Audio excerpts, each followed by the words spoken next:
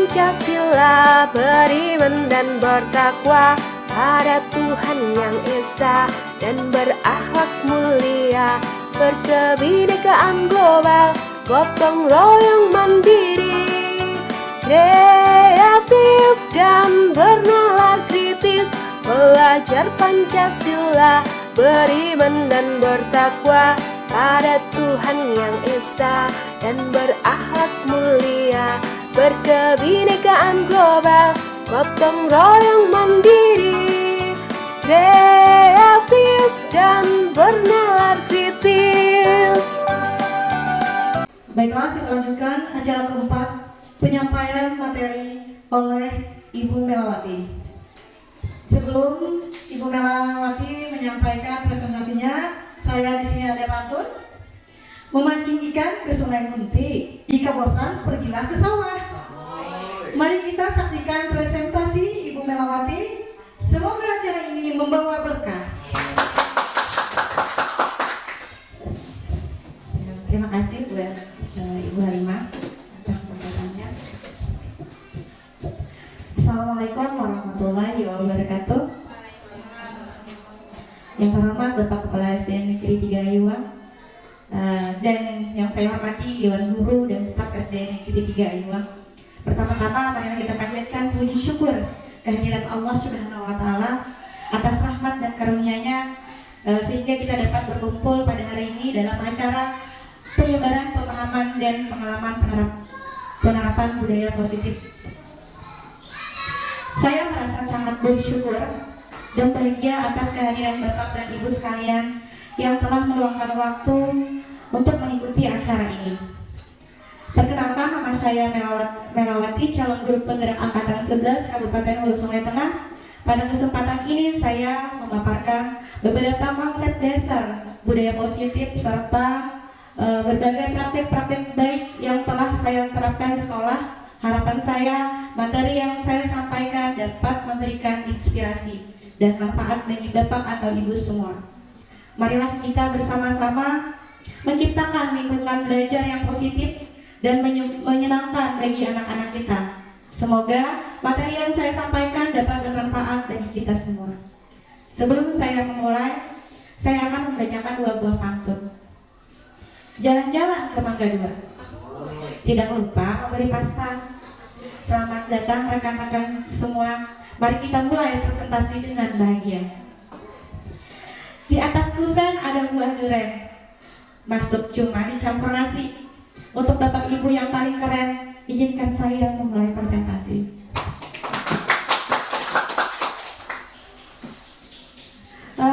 Diseminasi yang saya lakukan hari ini yaitu untuk memenuhi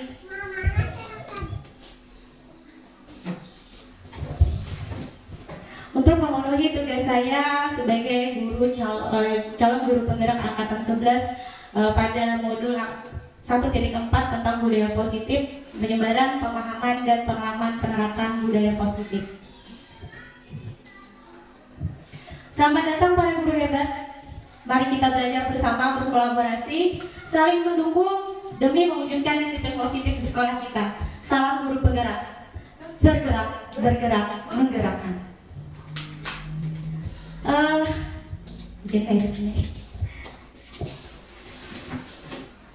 Budaya positif merupakan nilai-nilai kebijakan, nilai-nilai keyakinan dan kebiasaan-kebiasaan di sekolah yang berpihak pada peserta didik agar peserta didik dapat berkembang menjadi pribadi yang kritis, penuh hormat dan bertanggung jawab. Ki Hajar Dewantara mengemukakan bahwa pendidikan bertujuan untuk memberi tuntunan pada siswa agar mereka mencapai kebahagiaan dan bertumbuh menjadi individu yang berkarakter, mandiri, dan sesuai dengan kodrat tubuh kembangnya sebagai seorang anak. Nah, di sini ada konsep utama modul budaya positif. Yang pertama, perubahan paradigma belajar. Yang kedua, disiplin positif dan kebutuhan dasar manusia. Yang ketiga, teori motivasi, hukuman, dan penghargaan restitusi. Yang keempat, posisi kontrol restitusi. Yang kelima, motivasi perilaku manusia. Dan yang terakhir, keyakinan kelas dan segitiga restitusi. Konsep utama modul budaya positif yang pertama yang akan kita bahas adalah pembelajaran dengan paradigma baru. Pembelajaran dengan paradigma baru dirancang berdasarkan prinsip pembelajaran yang berdiferensiasi, sehingga setiap siswa belajar sesuai dengan kebutuhan dari tahap perkembangannya untuk mewujudkan profil pelajar Pancasila, yang dimana profil pelajar Pancasila itu yang pertama adalah beriman dan bertakwa kepada Tuhan Yang Maha Esa, mandiri, bernalar kritis, kreatif, gotong royong, dan berkebinekaan global. Pada perubahan paradigma, teori kontrol atau ilusi kontrol, ilusi guru mengontrol murid. Pada dasarnya, kita tidak dapat memaksa murid untuk berbuat sesuatu jikalau murid tersebut memilih untuk tidak melakukannya. Walaupun tampaknya kita sedang mengontrol perilaku murid tersebut. Nah, hal ini karena murid tersebut sedang mengizinkan dirinya dikontrol. Saat itu, bentuk kontrol guru menjadi kebutuhan dasar yang dipilih murid tersebut. Teori kontrol menyatakan bahwa semua perilaku memiliki tujuan, bahkan terhadap perilaku yang tidak disukai. Yang kedua, ilusi bahwa kritik dan membuat orang merasa bersalah dapat menguatkan karakter, padahal sebenarnya tidak. Menggunakan kritik dan rasa bersalah untuk mengontrol murid menuju pada identitas gagal. Mereka belajar untuk merasa buruk tentang diri mereka. Mereka mengembangkan dialog diri yang negatif. Kadang kala sulit bagi guru untuk mengidentifikasi bahwa mereka melakukan perilaku ini, karena seringkali guru cukup menggunakan suara halus untuk menyampaikan pesan negatif. Nah, yang berikutnya boleh.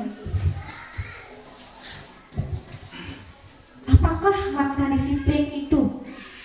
Nah, disiplin dalam budaya kita, makna disiplin dimaknai menjadi sesuatu yang dilakukan seseorang kepada orang lain untuk mendapatkan kepatuhan. Kita cenderung menghubungkan disiplin dengan ketidaknyamanan. Sebagai pendidik, tujuan kita adalah menciptakan anak-anak yang memiliki disiplin diri sehingga mereka bisa berperilaku dengan mengacu pada nilai-nilai kebajikan universal dan memiliki motivasi internal bukan dari eksternal. Disiplin positif merupakan salah satu cara penerapan disiplin yang bertujuan untuk menumbuhkan kesadaran serta memberdayakan anak untuk melakukan sesuatu tanpa imbalan ancaman maupun hukuman. Nah, di sini ada strategi yang dapat kita terapkan untuk menanamkan disiplin positif pada murid. Yang pertama, bangun hubungan yang positif dan empatik antara guru dan murid. Nah, kita sering melakukan komunikasi dengan anak murid kita. Yang kedua, tetapkan aturan dan harapan secara jelas dan libatkan murid dalam prosesnya. Jadi dibawa anak-anak kita untuk membahas apapun yang akan kita rencanakan. Terapkan konsekuensi yang adil dan konsisten untuk pelanggaran aturan. Yang keempat, dorong refleksi diri agar murid memahami dampak dari tindakan mereka. Yang kelima, ciptakan lingkungan belajar yang mendukung dan positif. Berikutnya, gunakan penguatan positif secara bijaksana untuk mendorong motivasi intrinsik. Jadilah teladan yang baik dalam menunjukkan disiplin dan perilaku diinginkan. Dorong tanggung jawab pribadi atas pilihan dan tindakan mereka. Ajarkan keterampilan sosial dan emosional untuk mengelola emosi dan konflik. Terakhir, berikan dukungan dan bimbingan tambahan bagi murid yang membutuhkan.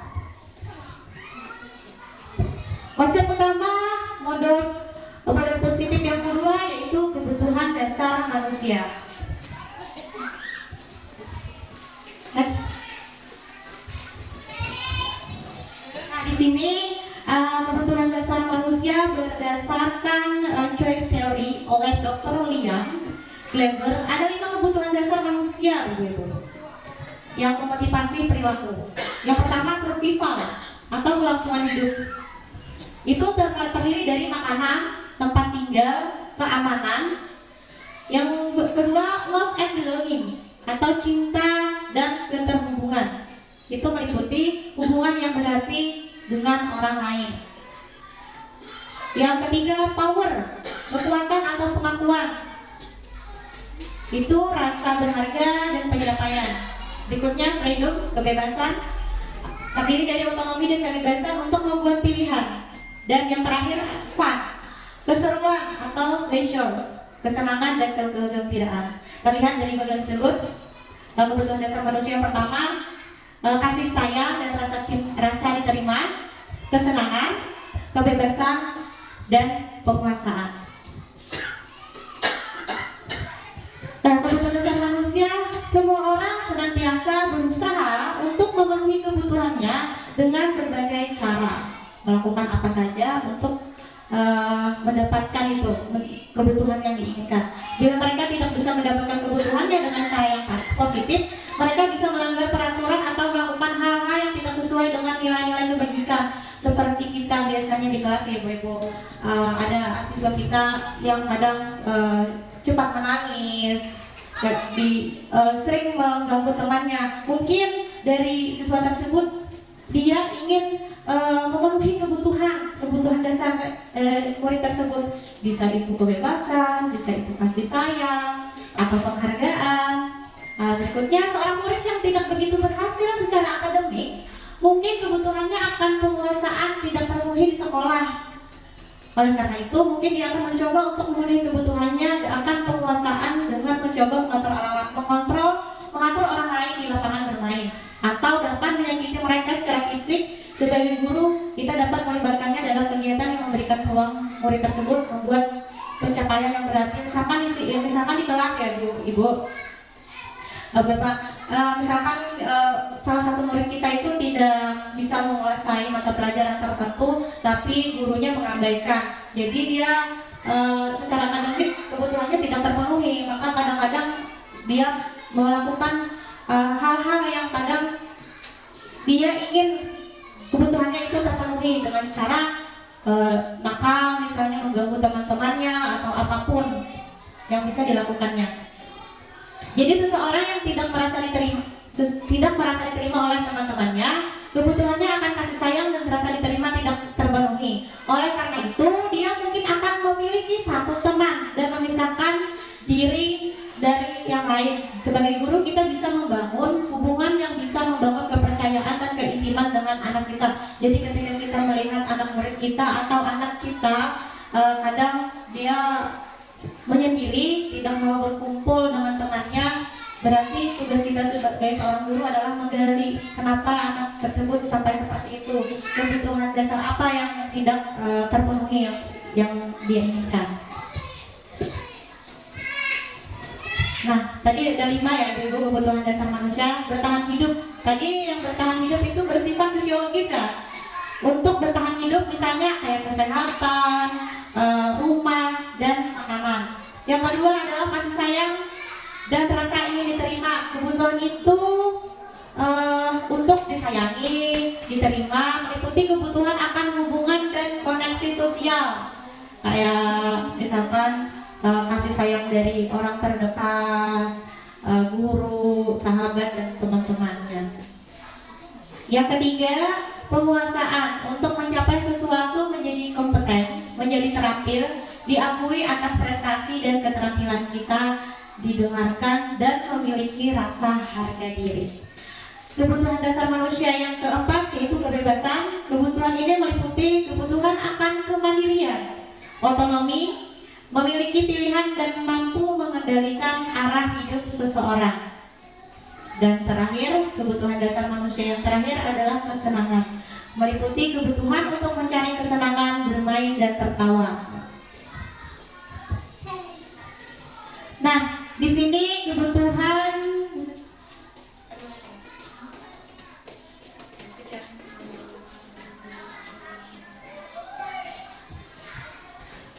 Ya, kebutuhan apa yang sedang berusaha Dinda penuhi oleh anak-anak ini? Nah, di sini ada kasus dari cerita.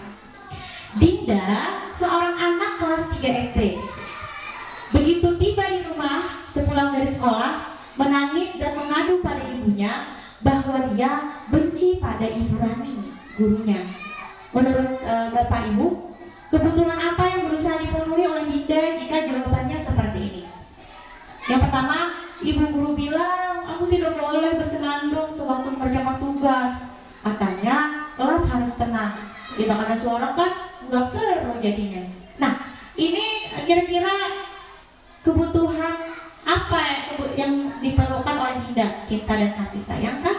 Penguasaan, kebebasan, atau kesenangan? Yang ketiga, ibu guru tidak menyapaku. Ibu guru tidak menyapaku hari ini. Padahal aku pakai jepit rambut baru. Nah, kebutuhan apa kira-kira? Yang ketiga, aku bosan.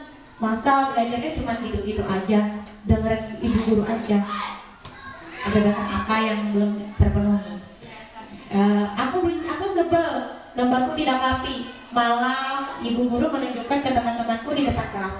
Nah, di sini Bapak Ibu, saya akan membagikan lembaran yang nanti Bapak dan Ibu boleh dicontreng di kertas yang saya berikan.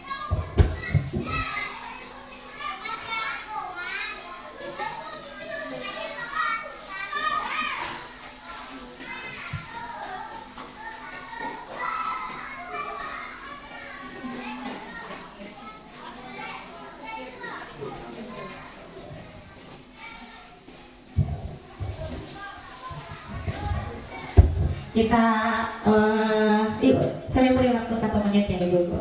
Kira-kira pasti bisa.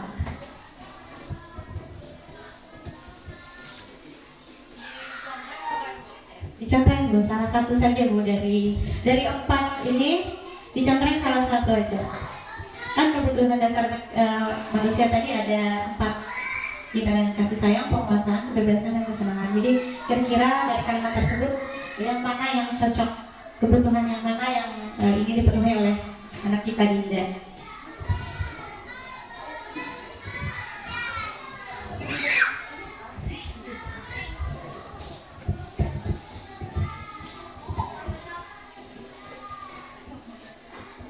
Sudah? Belum ya?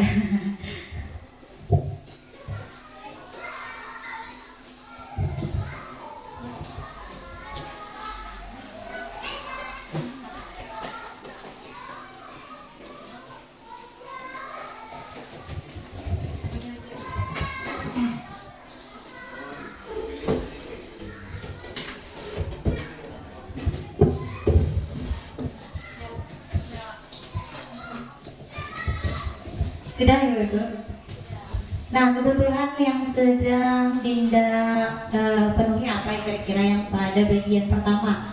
Ibu guru bilang, aku tidak boleh bersenandung sewaktu mengerjakan tugas. Katanya kelas harus tenang, tidak ada suara, kan gak seru jadinya. Nah, kira-kira kebutuhan apa yang ingin Dinda penuhi Ibu yang pertama? Pada kalimat yang pertama. Kesenangan. Nah, kesenangan. Ya, kita coba dulu ya. Iya betul, kesenangan. Nah, yang kedua, ibu guru tidak menyapaku hari ini. Padahal aku pakai jepit rambut baru.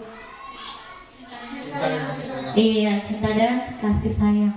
Terlihat ya ibu, dari kalimatnya saja sudah terlihat. Dia ingin disapa, dia ingin disapa lagi. Dia memakai apa begitu. Nah, kalau yang pertama tadi terlihat juga dari kalimatnya. Kesenangan, dia kan bernyanyi ya, padahal ibu gurunya tidak mengizinkan dia bernyanyi. Bersenandung kan sama bernyanyi. Yang ketiga, aku bosan, masa belajarnya cuma gitu-gitu aja, dengerin ibu guru aja. Nah, kira-kira kebutuhan yang sedang dipenuhi itu kebutuhan apa? Kebebasan, kita cek ya. Iya, kebebasan. Terlihat ya, dia tuh bosan dengan satu hal saja. Yang itu aja, berarti harusnya lebih bervariasi lah setidaknya gitu. Terakhir, aku sebel gambarku tidak rapi. malah ibu guru nunjukin ke teman-temanku di depan kelas. Kira-kira kebutuhan yang ingin kita penuhi apa? Iya, penguasaan. Terlihat ya dari kalimatnya. Ya, lanjut ibu. Konsep utama model budaya positif yang ketiga yang akan kita bahas ibu, yaitu teori motivasi, hukuman, dan penghargaan restitusi.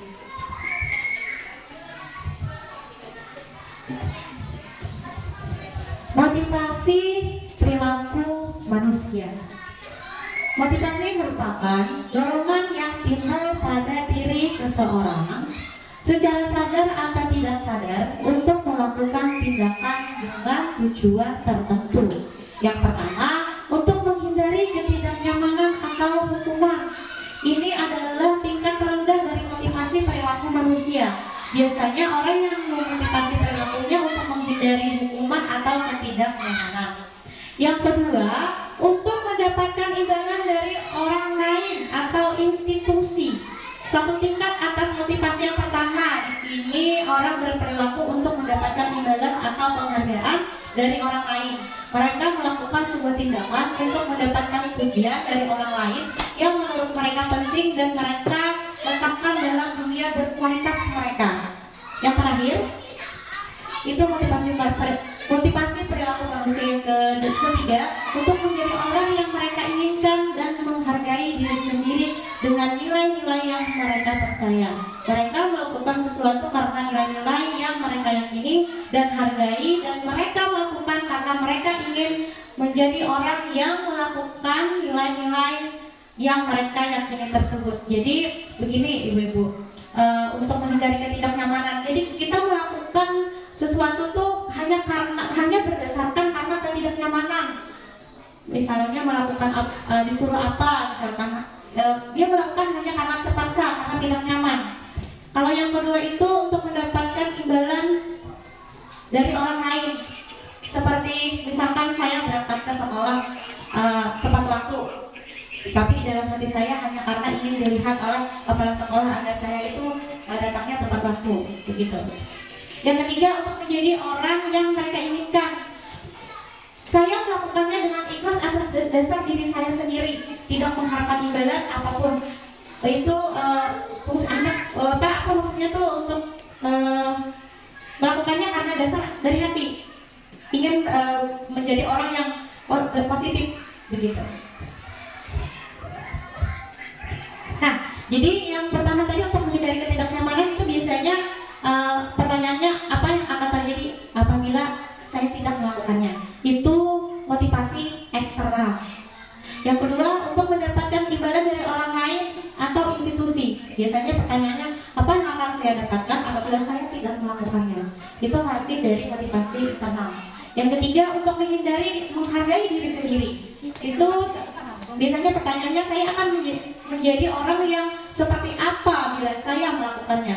Nah, motivasi inilah tujuan disiplin positif yang sebenarnya. Nah, motivasi internal. Konsep disiplin dengan identitas gagal. Bahwa penghargaan berlaku sama dengan hukuman, dalam arti meminta atau membujuk seseorang melakukan sesuatu untuk memenuhi suatu tujuan tertentu dari orang yang meminta atau membujuk. Dorongannya eksternal dan akan ada faktor ketergantungan beberapa dampak dari pemberian penghargaan. Itu dikutip oleh Alfie Kohn pada 1990. Di sini ada identitas gagal, hukuman, ada identitas sukses, disiplin, ada konsekuensi dan restitusi. Kalau hukuman, sesuatu yang menyakitkan harus terjadi. Kalau konsekuensi, sesuatu harus terjadi. Dan kalau kita menggunakan restitusi, restitusi merupakan pilihan. Pada berikutnya, tidak nyaman untuk, kalau hukuman tidak nyaman untuk murid atau anak untuk jangka panjang. Kalau konsekuensi tidak nyaman untuk murid atau anak untuk jangka waktu pendek. Kalau kita menggunakan restitusi, menguatkan untuk murid atau anak dalam waktu jangka panjang. Hukuman yang ketiga, korban mendapatkan keadilan. Kalau kita menggunakan konsekuensi, konsekuensi, korban bisa diabaikan.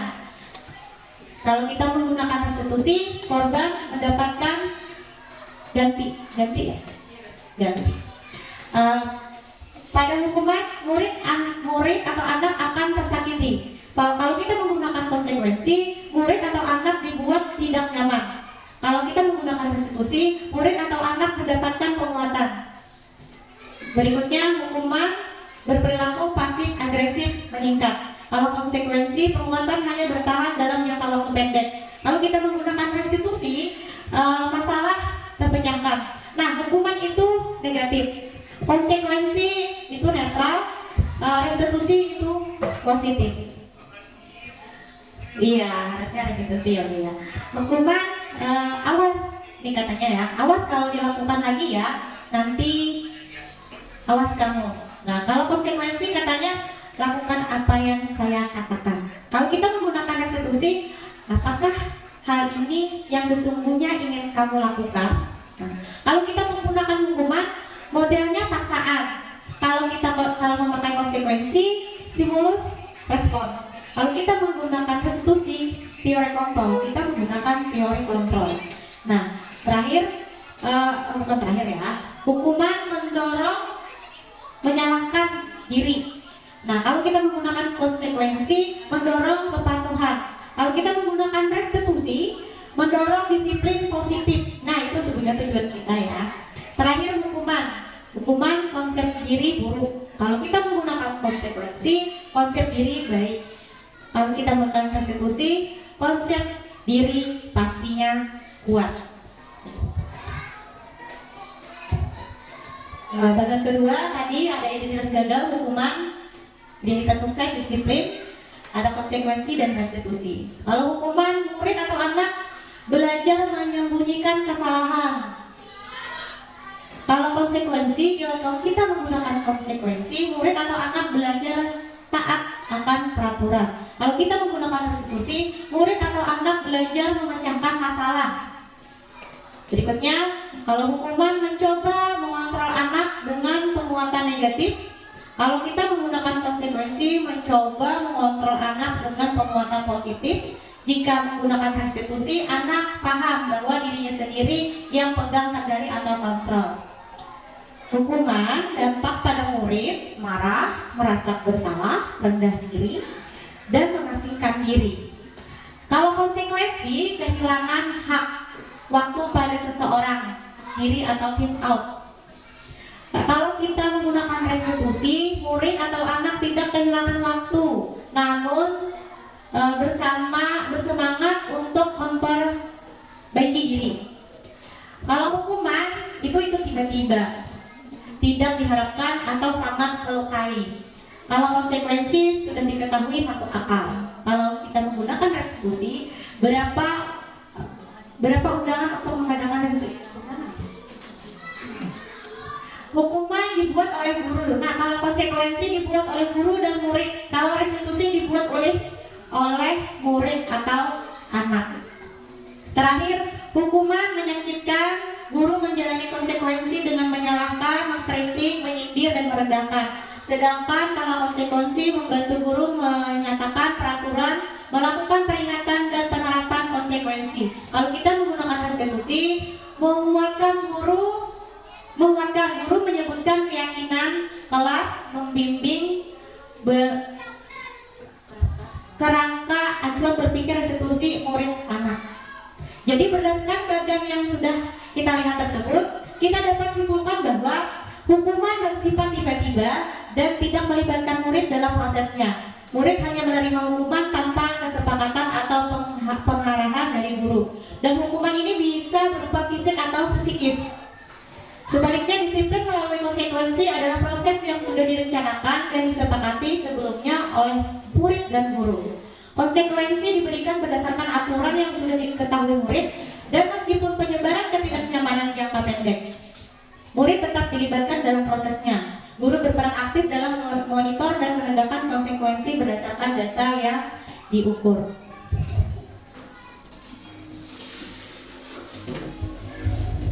Nah, di sini ada tindakan guru. Tadi kita membahas tentang hukuman, atau sanksi atau konsekuensi. Di sini saya akan membagikan lembar yang nanti Bapak Ibu bisa menuliskan pada kolom hukuman atau konsekuensi. Kalimatnya itu termasuk hukuman atau konsekuensi.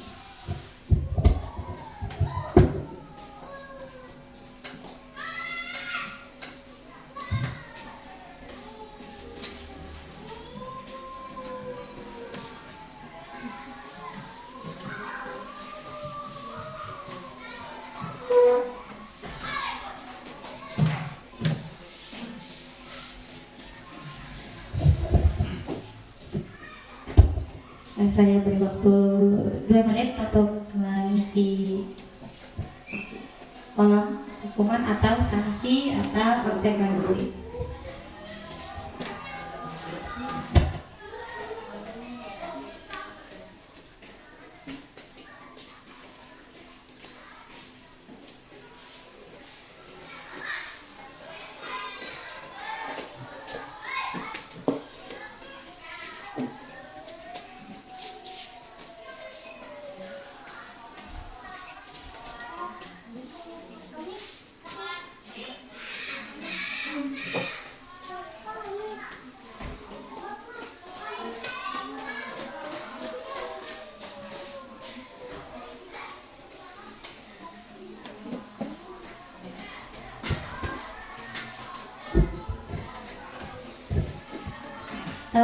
Boleh diminta Bapak Ibu snacknya sambil biar kita lebih relax.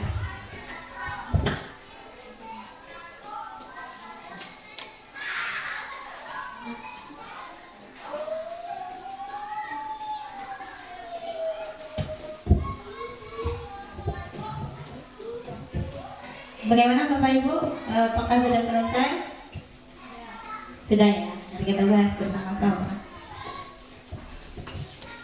Nah, tindakan guru pada kolom pertama mencatat 100 kali di dalam buku kalimat saya tidak akan terlambat lagi karena terlambat ke sekolah.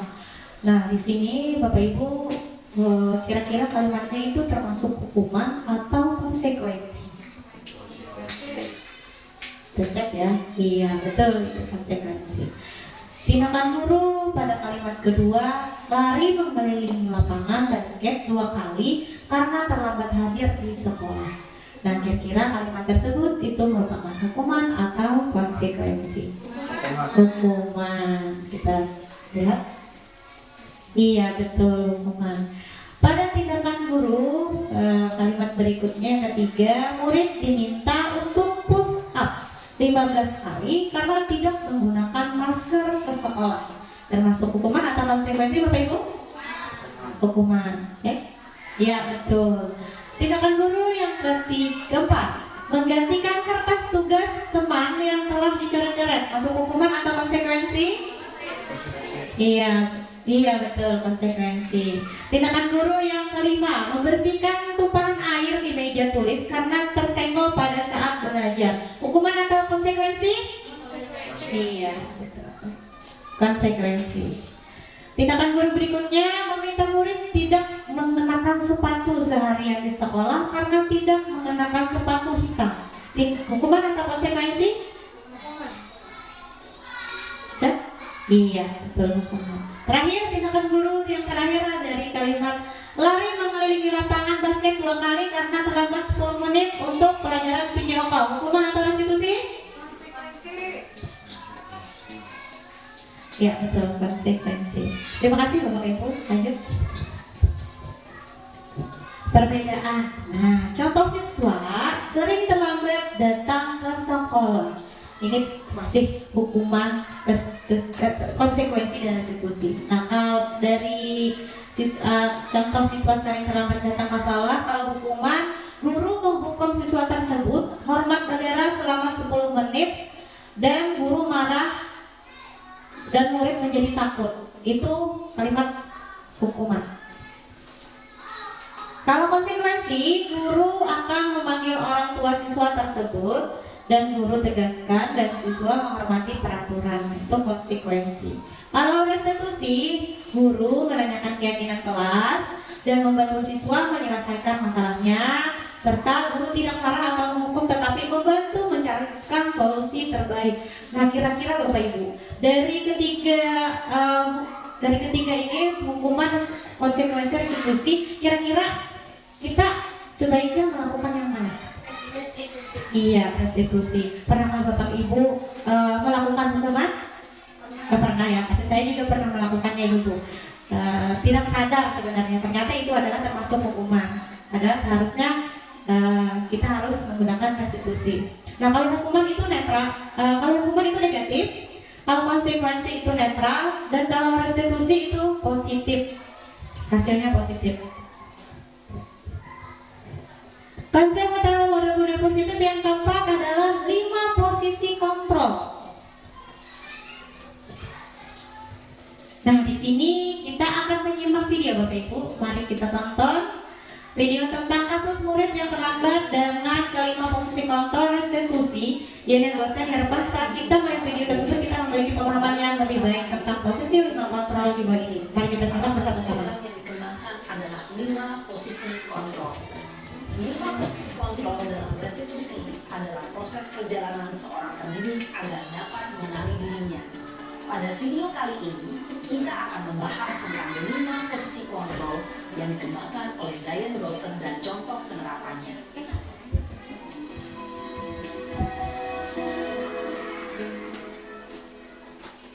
Lima posisi kontrol itu adalah 1. Posisi penghukum, 2. Posisi pembuat merasa bersalah, 3. Posisi teman, 4. Posisi pemantau atau monitor, dan 5. Posisi manajer. Untuk lebih memahami kelima posisi tersebut, mari kita saksikan kasus Naren yang terlambat hadir 20 menit di sekolah dan melihat bagaimana kelima posisi kontrol dalam menghadapi masalah tersebut. Nah, di sini kita lihat posisi penghukum ya.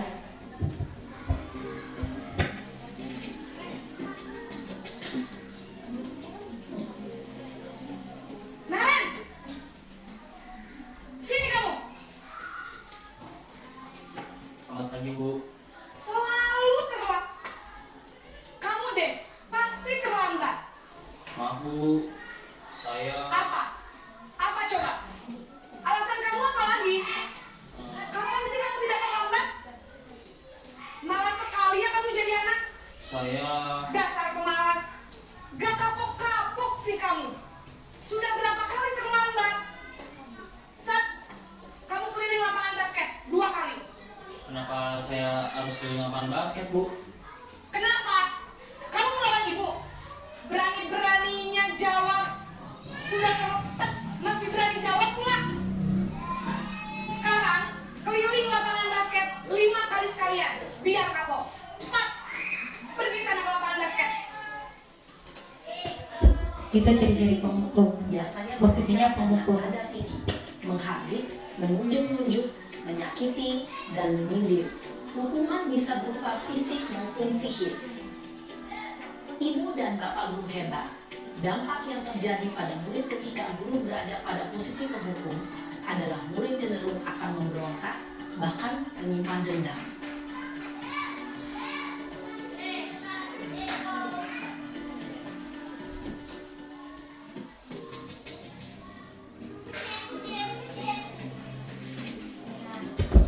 Kalau ini posisi membuat merasa bersalah, murid merasa bersalah gitu.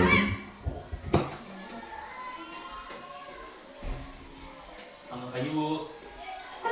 Naren, kamu kenapa terlambat lagi, nak? Ya Tuhan, Naren. Kamu senang ya bikin ibu susah ya? Kalau kamu terlambat lagi, nanti ibu yang ditegur bapak kepala sekolah, nak. Disangka ibu tidak bisa menghina kamu. Duh, gimana ini? Maaf, Bu. Duh, Gusti Naren. Kamu suka ya kalau ibu ditegur bapak kepala sekolah? Terus, sekarang ibu harus tulis apa ini di buku absen? Ini kamu sudah sering terlambat loh. Ibu harus apa coba? Terlihat ya ibu merasa bersalah si Naren. Ya sudah, lain kali jangan bikin ibu susah lagi ya nak ya. Ibu tidak akan kuat lagi kalau kamu begini terus. Bisa jantungan kalau ibu tegur bapak kepala sekolah. Sana cepat kelas. Maaf ya Bu, maaf sekali. Posisi pembuat rasa bersalah berbicara dengan nada tenang, cenderung lembut. Namun kata-kata yang diutarakan membuat murid merasa menjadi orang yang gagal. Memandang buruk dirinya sendiri, merasa tidak berharga, dan tidak sanggup membahagiakan orang lain. Ketika guru mengambil posisi pembuat rasa bersalah, murid akan menganggap dirinya yang bersalah dan ia akan menyimpan emosi negatif tersebut di dalam dirinya. Berikutnya posisi sebagai teman.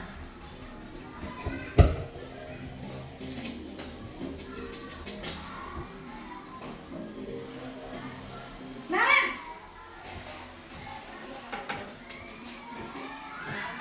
Selamat pagi Bu.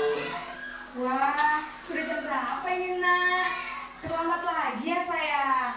Iya Bu, habis ibu saya lupa bangunkan saya Bu. Kamu malah menyalahkan ibu kamu. Kamu bukannya anak yang larinya paling kencang. Kok terlambat sih? Iya Bu, saya memang terlambat bangun tadi. Jadi biarpun saya lari kencang, tetap gak kekejar Bu. Ya sudah sana, nanti lain kali larinya lebih kencang lagi ya. Biar gak terlambat lagi. Bikin seneng ibu, demi ibu. Bisa kan? Bisa lah Bu. Ya sudah sana masuk kelas.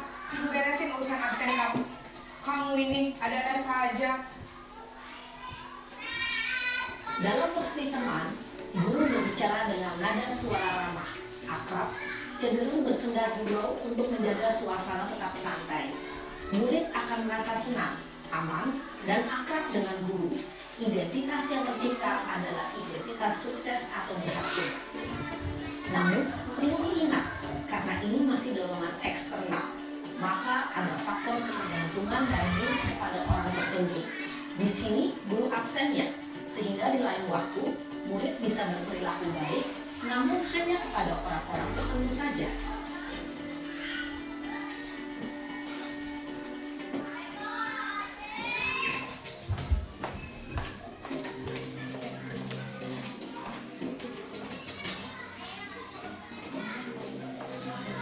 Naren!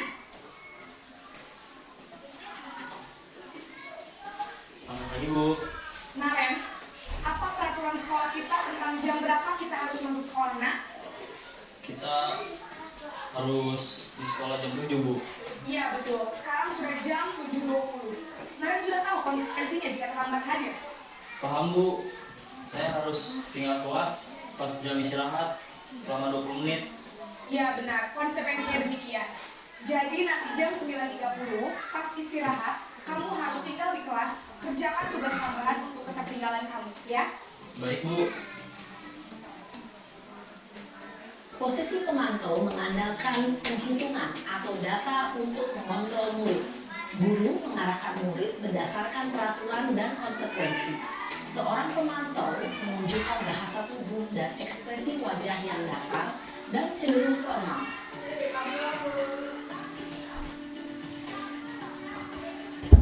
Berikut posisi guru sebagai manajer.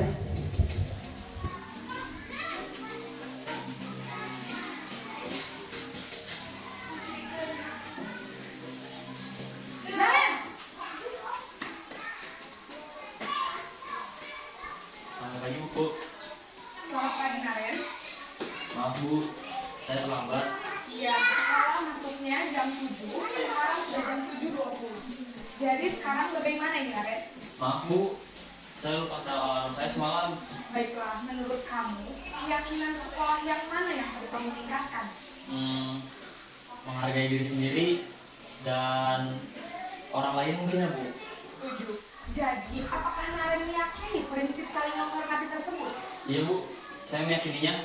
Apakah Naren bersedia memperbaiki masalah keterlambatan ini? Bersedia Bu. Bagaimana kamu akan memperbaiki masalah keterlambatan ini?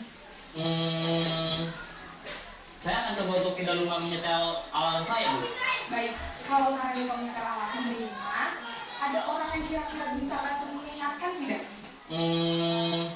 Ada Bu, kakak saya, Kak Emma. Ada lagi selain Kak Emma? Selain Kak Emma, ada ibu saya. Baik, jadi yang mengingatkan Naren adalah Kak Emma dan Ibu Naren. Kira-kira akan mulai sekolah kapan nih Naren? Setelah pulang sekolah, akan segera saya lakukan. Baik, jadi Naren akan setel alarm untuk bangun besok pagi dan akan diingatkan oleh kakak dan ibu dan Naren ya. Ada lagi yang mungkin perlu dilakukan Naren? Agar tidak terlambat bangun lagi. Tidak ada Bu. Baik Naren, terima kasih untuk kerjasama kamu. Sekarang kamu perlu kembali ke kelas untuk belajar. Baik Bu, terima kasih.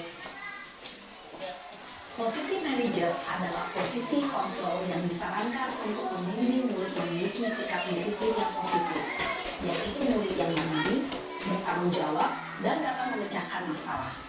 Tujuan dari posisi ini adalah agar murid dapat berefleksi atas tindakannya. Guru akan dengan tulus memberikan pertanyaan-pertanyaan bermakna, sehingga membuat murid dapat belajar dari kesalahannya dan mencari sebuah solusi untuk menyelesaikannya. Nah, Bapak Ibu, untuk kelima posisi kontrol tersebut, yang pertama tadi adalah penghukum, yang kedua membuat rasa bersalah, dan yang ketiga sebagai teman, yang keempat memantau, dan yang kelima adalah manajer. Kira-kira Bapak Ibu, posisi kontrol mana yang paling baik yang kita terapkan di kelas? Iya, betul, soal manajer. Kita lanjutkan. Bapak Guru hebat, setelah mengamati ada 5 posisi kontrol tadi, kira-kira posisi mana yang paling ideal? Posisi mana yang dapat menunjang motivasi intensif murid? Ya, tentu posisi manajer. Posisi ini memang posisi ideal yang ingin dituju setiap pendidik. Pada posisi inilah, guru dapat menerapkan disiplin positif yang berpihak pada murid, yang memerdekakan murid. Perjalanan seorang pendidik tentunya tidak mudah untuk sampai pada posisi seorang manajer. Namun, tujuan kita pasti, yaitu menciptakan murid-murid yang mandiri, merdeka, dan bertanggung jawab. Semoga penggambaran 5 posisi kontrol yang telah diperlihatkan ini dapat menjadi ajang refleksi bagi kita semua, agar dapat terus mengasah dan menerapkan disiplin positif yang memerdekakan murid. Mari terus berlatih dan bersemangat. Selamat menerapkan. Salam dan bahagia, Ibu dan Bapak Guru hebat.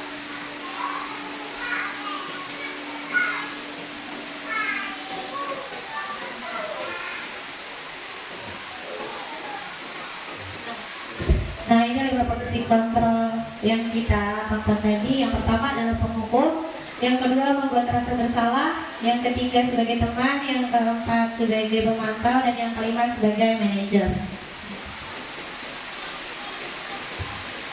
5 posisi kontrol, motivasinya ada identitas gagal, kontrol dari luar, identitas berhasil atau sukses, kontrol dari luar juga, identitas berhasil atau sukses itu kontrol diri. Ada penghukum, membuat orang merasa bersalah, sebagai teman, sebagai pemantau, dan sebagai manajer. Guru berbuat, kalau penghukum menghardik, menunjuk-nunjuk, menyakiti, dan menyindir. Kalau membuat orang merasa bersalah itu berceramah dan mengolokkan seharusnya ibu kecewa. Kalau sebagai teman membuat alasan-alasan untuk muridnya. Kalau sebagai pemantau menghitung dan mengukur. Kalau manajer mengajukan pertanyaan-pertanyaan. Pada motivasi guru berkata, kalau penghukum, kalau kamu tidak melakukannya, awas ya, rasakan. Kalau membuat orang merasa bersalah, kamu seharusnya, kamu sudah tahu, ibu lelah sekali melakukannya, mengatakannya, ibu stres. Nah kalau teman, ayolah lakukan demi ibu. Masa kamu tidak mau? Ingat tidak, ibu pernah bantu. Nah kalau pemantau, apa peraturannya? Kalau seorang manajer, apa yang kita yakini, apa yang bisa kamu kerjakan untuk memperbaiki masalah itu. Pada hasilnya, kalau penghukum memberontak, menyalahkan orang lain dan berbohong. Kalau membuat orang merasa bersalah, menyembunyikan, menyangkal, dan berbohong. Kalau posisinya sebagai teman itu ketergantungan. Kalau pemantau menyesuaikan diri bila diawasi. Kalau posisinya sebagai manajer itu menguatkan pribadi.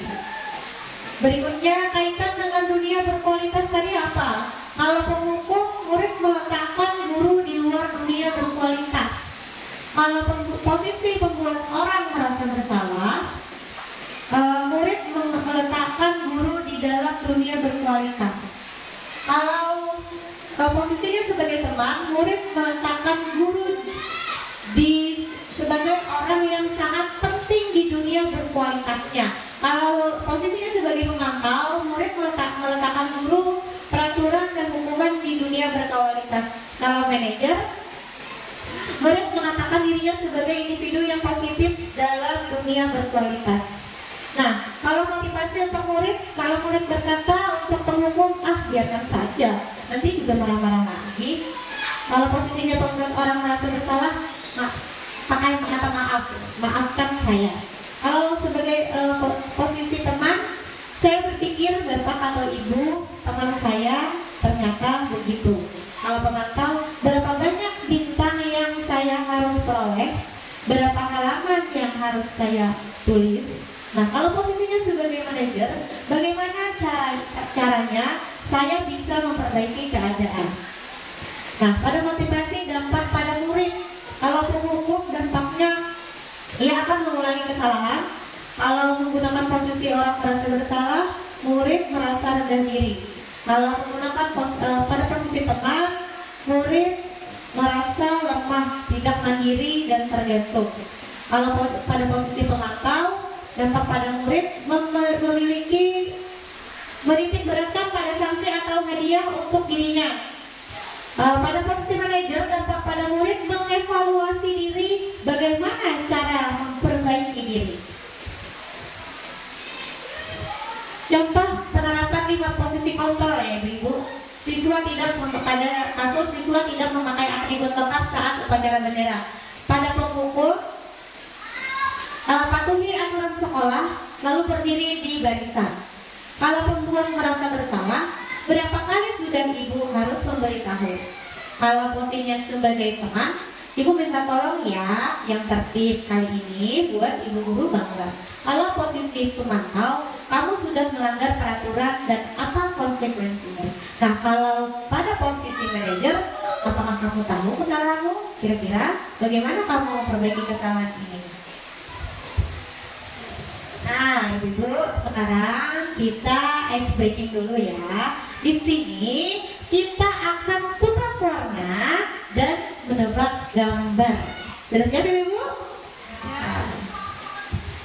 Di sini ada warna merah dengan tulisan merah, warna hijau dengan berwarna hijau, warna biru dengan berwarna biru, warna coklat dengan tulisan coklat dengan berwarna coklat, tulisan putih dengan warna putih, dan tulisan kuning dengan warna kuning. Sudah siap ibu? Bisa kita mulai?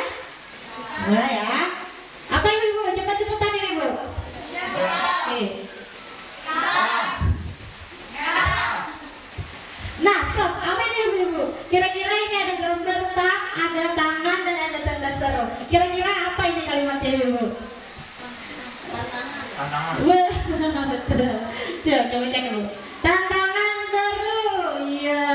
Berikutnya, nah ada gambar hidung. Itu hidung ya. Ada N di atasnya, berarti N-nya dicoret. Ada P, terus ada R. Orang nggak berenang. R-nya di apa? Berenang. R-nya diganti sama S. Hidup apa? Hidup apa ibu? Hidup senang? Apa? Hidup apa? Hidup?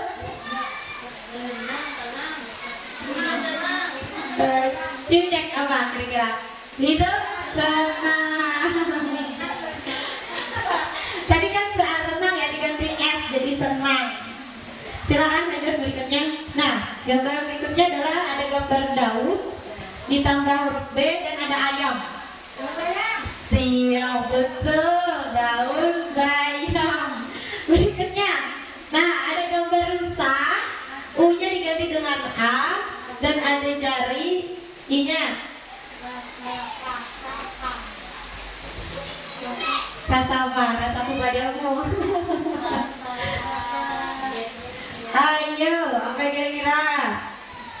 Bapak Rizky biasanya suka nih main game nih. Bapak Eksek mungkin? Apa Pak?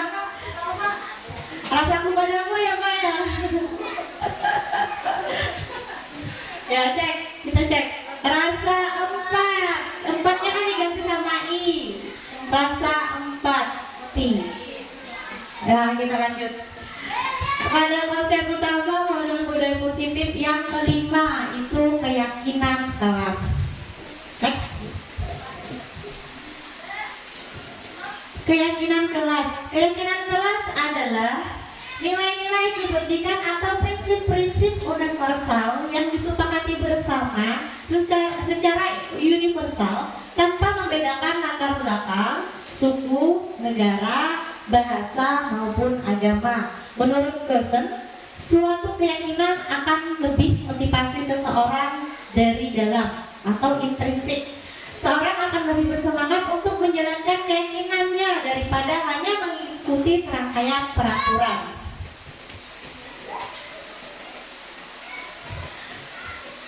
Ada pertanyaan, mengapa tidak peraturan saja dan mengapa harus keyakinan kelas? Nah, mengapa kita memiliki peraturan harus menggunakan helm? Biasanya kita menggunakan helm ya, kalau tidak pakai helm ditangkap sama polisi. Bila mengendarai kendaraan roda 2. Mengapa kita memiliki peraturan tentang penggunaan helm pada saat menghindari kendaraan roda 2 atau motor? Jawabannya adalah untuk keselamatan. Yang kedua, mengapa kita memiliki peraturan tentang menggunakan masker dan mencuci tangan setiap saat? Untuk apa? Untuk kesehatan dan keselamatan. Nah, dengan memahami dan meyakini nilai-nilai ini, kita akan lebih termotivasi secara intrinsik untuk mematuhi peraturan karena melihat makna dan tujuan di baliknya. Berarti kalau ada peraturan pasti untuk kebaikan ya. Nah, murid-murid perlu memahami alasan di balik peraturan-peraturan yang ada di kelas. Kalau kita membuat peraturan kelas, dulu sih namanya peraturan kelas ya, sekarang sudah diganti menjadi keyakinan kelas. Nah, dengan mendengar dan memahami nilai-nilai kebajikan yang mendasari peraturan tersebut, mereka akan lebih tertarik dan termotivasi untuk mengikutinya. Ini karena mereka tidak hanya melihat sebagai aturan yang mengikat, tetapi sebagai bagian dari nilai-nilai yang mereka yakini dan hargai. Keyakinan kelas terbentuk atas dasar kesepakatan ya Ibu. Semua murid dengan tuntunan dan bimbingan guru. Keyakinan kelas merupakan hasil diskusi mufakat bersama apa yang menjadi aturan yang dituangkan poin apa saja yang dimasukkan ke dalam keyakinan kelas yang dibuat serta apa konsekuensi yang diterima jika melaksanakan atau melanggar keyakinan tersebut. Sementara peraturan kelas dibuat disusun oleh satu pihak yaitu guru tanpa adanya konsekuensi bersama, sehingga reward atau punishment yang diterima merupakan satu arah sebagai imbas dari aturan yang diterapkan sepihak oleh guru. Kegiatan-kegiatan yang bisa dilakukan agar dapat menentukan keyakinan suatu sekolah ataupun keyakinan kelas adalah melakukan piket kelas setiap hari, melaksanakan kebiasaan ibadah harian, berdoa sebelum memulai pelajaran, hadir tepat waktu, dan lain-lain. Pembentukan keyakinan sekolah atau kelas, caranya sih seperti apa? Yang pertama, keyakinan kelas bersifat abstrak daripada peraturan yang lebih rinci dan konkret. Yang kedua, keyakinan kelas berupa pertanyaan-pertanyaan universal. Yang ketiga, pernyataan keyakinan kelas senantiasa dibuat dalam bentuk positif. Yang keempat, keyakinan kelas bentuknya tidak terlalu banyak sehingga mudah diingat dan dipahami oleh semua warga kelas. Yang keenam, keyakinan kelas sebaiknya sesuatu yang dapat diterapkan di lingkungan tersebut, terutama kelas ya Ibu. Yang keenam, semua warga kelas hendaknya ikut berkontribusi dalam membuat keyakinan kelas lewat kegiatan curah pendapat.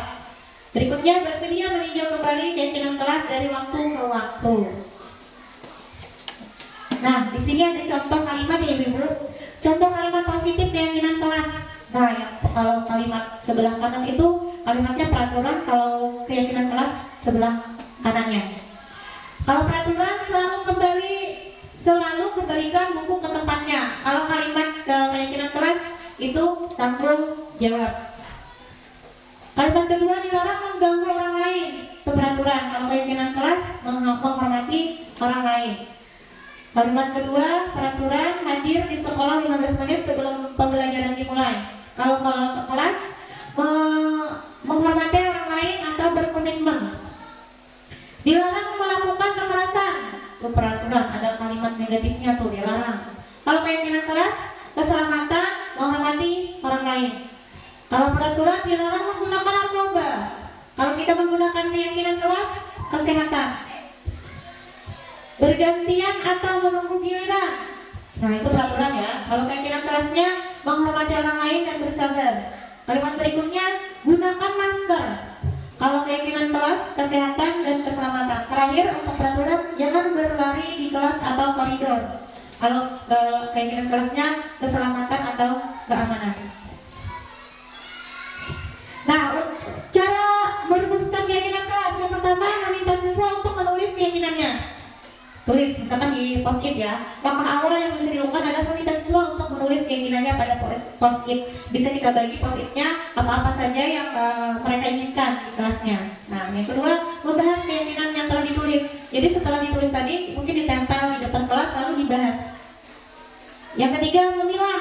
Nah, tadi mungkin ada misalkan pada siswa yang pada kelas yang memiliki siswa yang lebih banyak, bisa dipilih tuh yang mana tuh yang paling banyak muncul. Yang keempat, mengubah keyakinan agar menjadi kalimat positif. Mungkin anak-anak belum tahu seperti apa, pasti dia akan menuliskan kalimat peraturan, tidak ini, tidak itu. Nah, dirubah menjadi kalimat positif. Yang kelima, menyepakati keyakinan kelas. Bisa tuh kita kasih tanda tangan kesepakatannya. Yang keenam, buatlah poster atau muat di sosial media keyakinan kelas yang sudah dibuat. Nah, kalau sudah kita buat, bisa kita share kepada anak-anak kita agar mereka selalu bisa mengingat. Nah, ini keyakinan kelas yang sudah saya lakukan di kelas 4 SD Negeri 3 Iwang. Yang saya lakukan pertama adalah berdiskusi tentang peraturan. Kami lesehan saja Bu, waktu itu. Yang kedua, menempel keyakinan kelas. Tadi ditulis di post-it ya. Yang ketiga, kegiatannya penandatanganan keyakinan kelas. Nah, ini anak-anak saya ajak untuk menggunakan aplikasi Canva ya, Bu. Di sana mereka asik banget memilih gambar-gambarnya dan memasukkan foto-foto mereka juga. Di sini ada tanda tangannya. Konsep utama model budaya positif yang keenam yaitu segitiga restitusi. Apa itu restitusi? Pengertian restitusi. Restitusi adalah proses menciptakan kondisi bagi murid untuk memperbaiki kesalahan mereka sehingga mereka bisa kembali pada kelompok mereka dengan karakter yang kuat oleh dosen.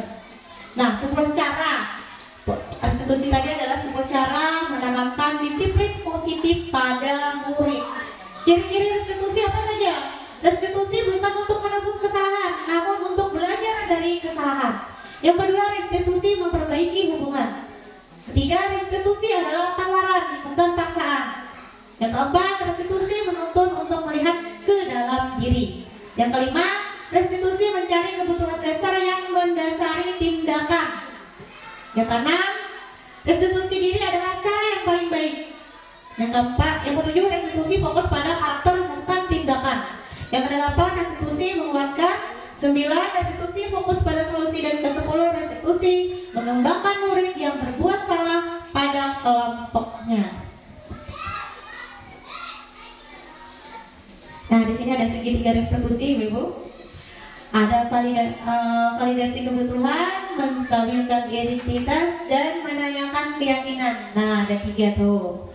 Kalau validasi kebutuhan itu, kamu tentu punya alasan mengapa melakukan itu. Adakah cara yang lebih efektif untuk mendapatkan apa yang kamu butuhkan? Nah, kalau untuk menstabilkan identitas, setiap orang pasti pernah melakukan kesalahan. Kamu bukan satu-satunya yang pernah melakukan ini.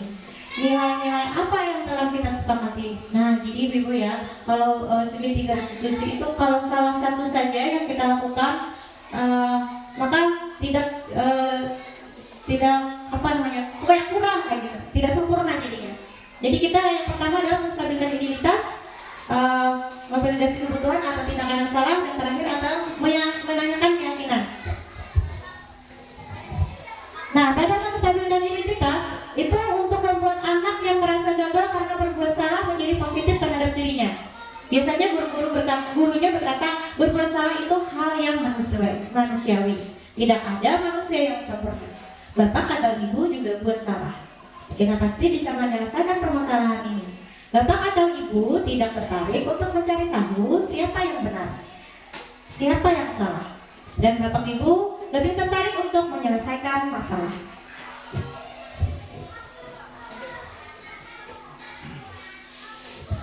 Nah, segitiga restitusi berikutnya adalah validasi tindakan yang salah. Membantu murid mengenali basic need atau kebutuhan dasar yang ingin dipenuhinya. Ketika melakukan kesalahan itu, pada dasarnya setiap tindakan manusia tujuannya adalah memenuhi kebutuhan dasar, apakah itu penguasaan, kebebasan, kasih sayang dan rasa diterima, kesenangan atau bertahan hidup. Nah, guru berkata pada validasi tindakan yang salah tadi, guru berkata kamu bisa saja kan melakukan hal yang lebih buruk, tapi kamu tidak melakukannya kan? Nah, yang kedua, kamu pasti punya alasan mengapa melakukannya. Yang ketiga, apa yang penting bagi kamu. Yang keempat, kamu boleh tetap berusaha menjaga sikap itu, tapi tambahkan sikap yang lain yang baru. Yang kelima, maukah kamu belajar cara lain untuk mendapatkan yang kamu butuhkan tanpa harus memukul. Yang terakhir, apakah kamu bisa melakukan dengan hal baik besok lagi. Next. Segitiga restitusi yang ketiga, menanyakan keyakinan. Anak melihat kesalahannya dihubungkan dengan norma sosial dan nilai-nilai yang mendasari manusia berinteraksi dengan orang lain. Nah, pada posisi ini menanyakan keyakinan, guru berkata, yang pertama, apa nilai yang kita percaya di kelas atas skala kita? Yang kedua, nilai-nilai universal apa yang telah kita sepakati? Yang ketiga, kelas yang ideal itu seperti apa sih? Kamu ingin jadi anak seperti apa? Yang keempat, apa yang kamu rasakan ketika kamu melakukan itu? Kamu menjadi orang yang seperti apa? Nah, seperti itu. Masih banyak ya kata-kata yang lain. Nah, ini segitiga restitusi kedua. Stop ini. Nah, di sini saya melakukan segitiga restitusi di kelas. Jadi siswa saya itu datang terlambat saat pembelajaran sudah berlangsung. Silakan, Bu. Bilangan cacat 10.000 dan menuliskan bilangan tetes sampai 10.000. Nah, tujuan pembelajaran berikutnya yaitu kalian dapat menentukan. Nah, anak tersebut masuk ya dulu tanpa apa pintu dan ucap salam dulu. Kalian dapat menentukan dan membandingkan bilangan cacat. Nah, apakah kalian dapat memahami? Baik, halo kan ya? Iya, sudah ada. Nanti Tania setelah pembelajaran matematika selesai, Tania datang ke tempat itu ya. Ada yang mau dibicarakan. Baik, Tania silakan duduk. Oke, anak-anak. Nah, ini contoh penerapan segitiga restitusinya, Bu.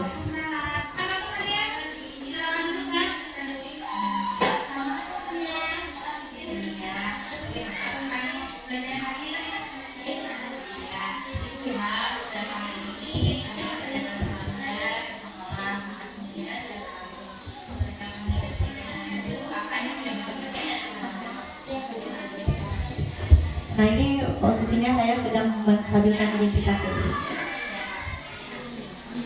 Nah, yang bagian ini memvalidasi tindakan yang salah.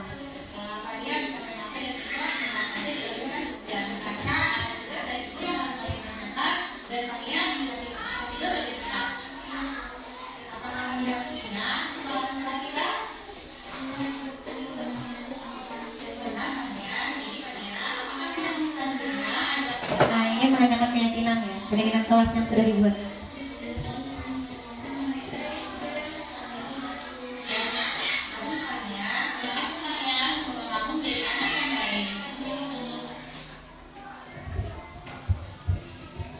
Kasus yang kedua, merebut alat tulis temannya. Hari ini, pada jam 2, kita akan belajar IPAS. Materinya yaitu mengenal bagian tubuh. Selewat kepalanya ngeliatin profilnya di atas meja temannya, kiranya punya dia. Dan kalian dapat menyebutkan fungsi bagian tubuh tumbuhan. Nah, kita akan belajar itu nantinya. Iya. Ya, siap Bu. Berebut ya dulu. Ada apa kawan? Ada apa? Ya, ada kiriman nggak? Baca dulu.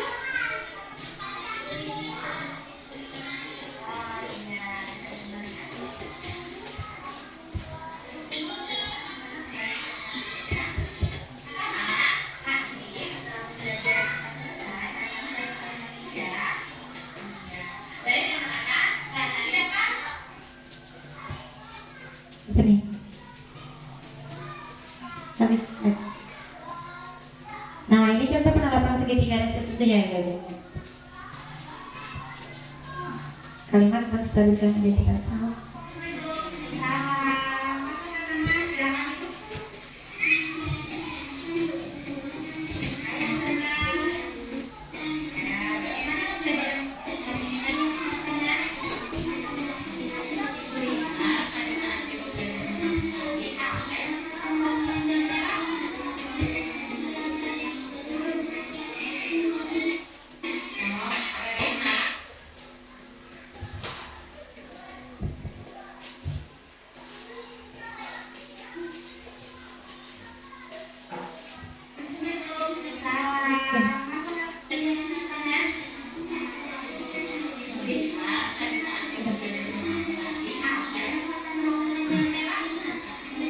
Ya.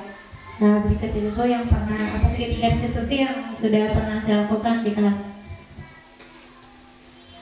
Nah, sampai pada kesimpulan, dalam penerapan budaya positif di sekolah, hendaknya semua warga sekolah saling mendukung dan berkolaborasi dalam melakukan pembiasaan di sekolah yang akan menumbuhkan budaya positif, dan juga kita mampu mengetahui kebutuhan siswa serta kita mampu menerapkan posisi kepala kita sebagai seorang manajer yang dapat menuntun murid-murid kita agar menjadi manusia yang berkarakter sesuai dengan profil pelajar Pancasila serta menjadi manusia yang merdeka, mandiri, dan bertanggung jawab.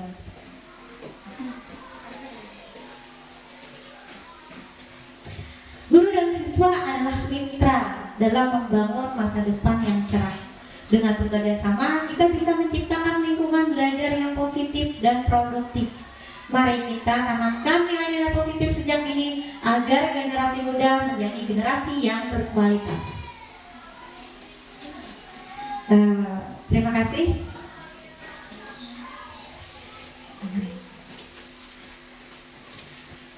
Demikian Bapak Ibu pemaparan diseminasi positif dari saya. Terima kasih atas partisipasi aktif Bapak dan Ibu semua dalam kegiatan diseminasi ini. Semoga pengetahuan dan inspirasi yang telah kita dapatkan bersama dapat kita implementasikan dalam kehidupan kita sehari-hari. Mari kita terus belajar dan berkembang bersama untuk mewujudkan sekolah yang lebih baik. Akhir kata, saya ucapkan terima kasih. Wassalamualaikum warahmatullahi wabarakatuh.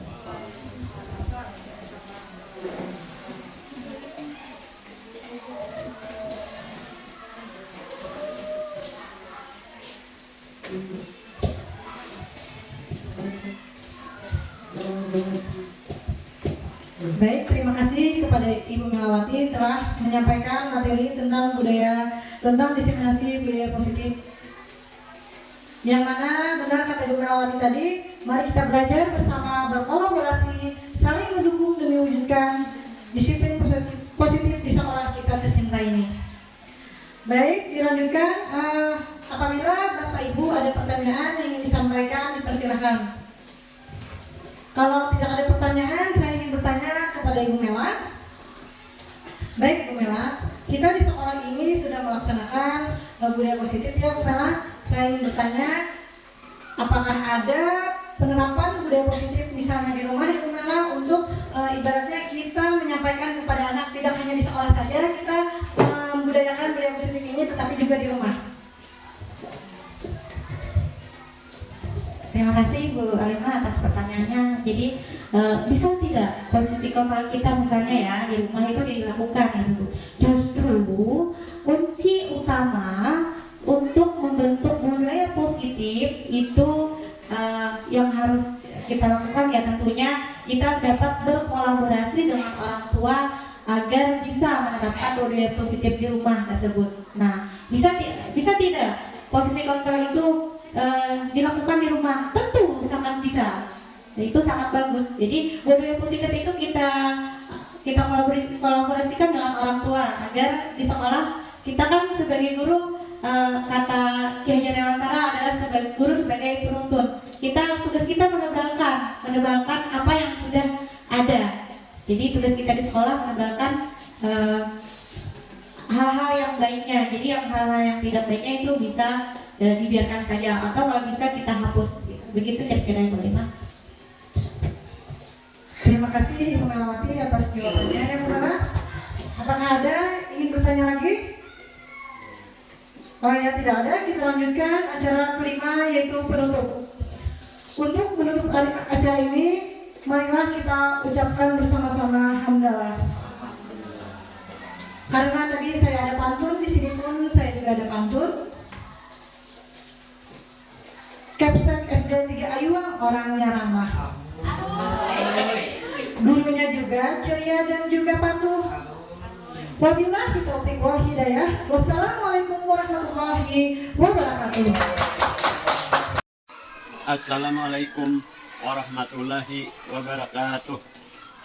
Saya Haji Mahyudinur, Kepala Sekolah ISDN 3 Ayuang, Kecamatan Barabai, Kabupaten Hulu Sungai Tengah, Provinsi Kalimantan Selatan. Mengucapkan terima kasih kepada Ibu Melawati, calon guru penggerak angkatan ke-11 dari Kabupaten Hulu Sungai Tengah, Provinsi Kalimantan Selatan, yang sudah banyak melakukan perubahan. Semoga ilmu yang didapat dari diseminasi positif dapat diterapkan oleh Dewan Guru ISDN 3 Ayuang. Semoga ilmunya bermanfaat. Assalamualaikum warahmatullahi wabarakatuh. Assalamualaikum warahmatullahi wabarakatuh. Saya Nur Alimah, rekan sejawat dari Ibu Melawati SPD. Beliau adalah calon guru penggerak angkatan 11 Kabupaten Hulu Sungai Tengah, Kalimantan Selatan. Di mana Ibu Melawati sudah banyak memberikan motivasi dan perubahan di sekolah dengan diadakannya diseminasi budaya positif di sekolah yang mana akan saya terapkan di dalam kelas seperti keyakinan kelas, posisi kontrol guru sebagai manajer, dan segitiga restitusi untuk menangani siswa yang mengalami masalah. Wabillahi taufiq wal hidayah. Wassalamualaikum warahmatullahi wabarakatuh.